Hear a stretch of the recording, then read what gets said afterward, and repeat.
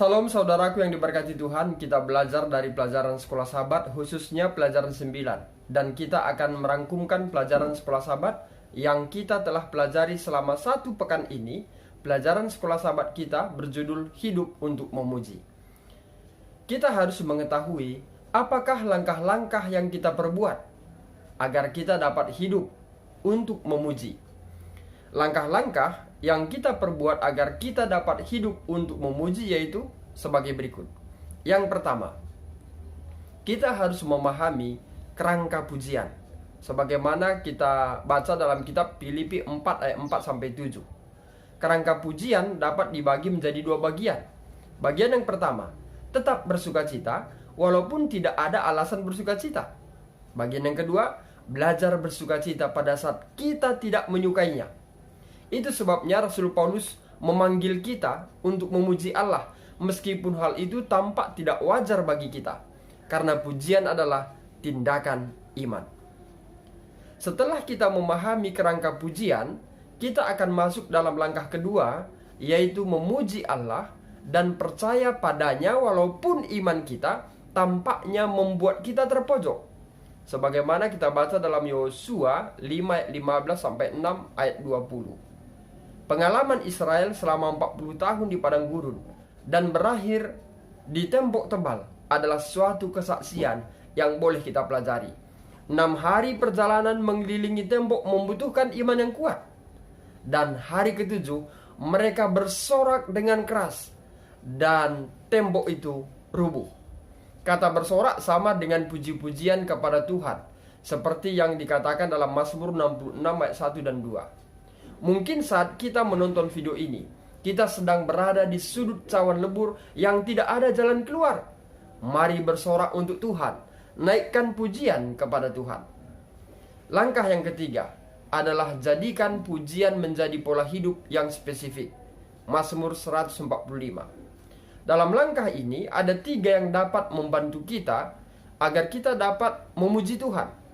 Yang pertama, pujian dilakukan saat kita melihat sekeliling kita.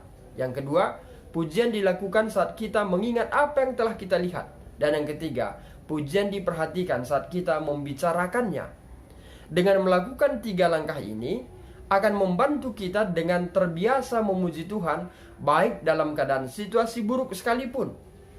Dan langkah yang keempat, jadikan pujian sebagai sarana penginjilan. Kisah 16 ayat 25-34.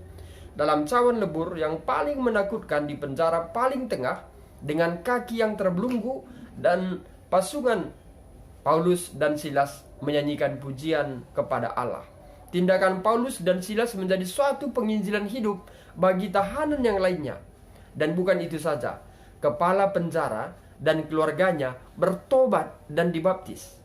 Paulus dan Silas bisa saja mengeluh dan berdalih saat dipenjarakan, menyatakan keputusan ini tidak adil. Tetapi Paulus dan Silas memuji Tuhan adalah kebiasaan di dalam hidupnya.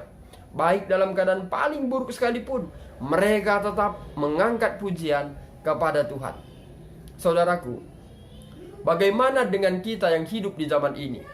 Mari naikkan pujian kepada Tuhan, karena melalui itu akan membawa pertobatan bagi sekeliling kita. Yang kelima, jadikan pujian sebagai kekuatan kita. 2 Tawarik 20 ayat 1-30. Yosafat adalah teladan dalam menjadikan pujian sebagai kekuatannya dan kemenangannya. Perbandingan antara laskar Yehuda dan Bani Amon, Moab, dan orang-orang di pegunungan Seir sangatlah jauh kekuatannya. Yosafat mengatakan, kami tidak mempunyai kekuatan menghadapi laskar besar ini. Yosafat berdoa, berpuasa, dan memuji Tuhan. Matanya tertuju kepada Tuhan. Yosafat dan tenteranya tidak angkat senjata dalam peperangan. Mereka hanya menyanyikan pujian dan bersorak-sorai untuk Allah. Dan Tuhan menghadang yang menyerang Yehuda, sehingga musuh Yehuda terpukul kalah. Saudaraku, satu teladan untuk kita agar mata kita tertuju kepada Tuhan, yang akan menghadang segala cawan lebur yang sedang menyerang kita. Angkat pujian kepada Dia dan jadikan pujian sebagai gaya hidup kita.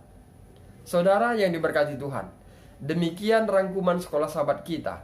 untuk pekan ini. Biarlah kiranya melalui 5 langkah yang telah kita pelajari dapat membawa hubungan kita lebih dekat dengan Tuhan, memuji Tuhan, mengangkat lagu puji-pujian kepada Tuhan, berdoa akan menjadi gaya hidup kita. Saya Pendeta Resta Karo-Karo, Gembala Distrik Labuhan Batu, Rantau Prapat, pamit undur diri, dan akhir kata saya sampaikan, Tuhan Yesus memberkati.